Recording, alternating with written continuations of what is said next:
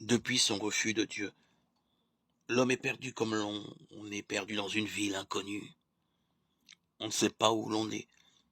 On ne sait pas s'orienter. On ne sait pas s'il y a une maison où l'on serait attendu et fêté. Quand on dit de quelqu'un « il m'a sauvé la vie », on peut vouloir dire « c'est en partie de ma faute si j'étais perdu ». Dans la Bible, cette part personnelle de responsabilité s'appelle le péché.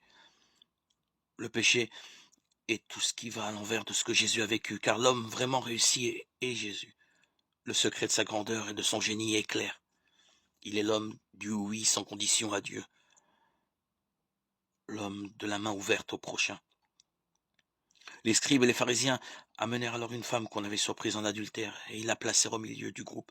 « Maître, lui dirent-ils, Moïse nous a prescrit de lapider ces femmes-là, et toi, qu'en dis-tu » Mais Jésus, se baissant, se mit à tracer du doigt des traits sur le sol. Jésus se redressa et leur dit « Que celui d'entre vous qui n'a jamais péché lui jette la première pierre. » Ils se retirèrent l'un après l'autre, à commencer par les plus âgés, et Jésus resta seul. « Femme, où sont-ils donc ? Personne ne t'a condamné. » Elle répondit « Personne, Seigneur. » Et Jésus lui dit « Moi non plus, je ne te condamne pas. Va et désormais ne pêche plus. » Jean 8, 1, 11. Le cercle implacable des justiciers, prompt à dénoncer l'immoralité et à l'éliminer, s'est rompu sur une seule parole. Regarde-toi avant de dénoncer l'autre. Matthieu 7, 3, 5.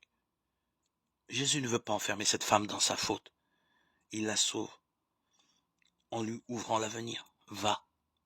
Il la sauve en lui faisant crédit pour une vie désormais droite.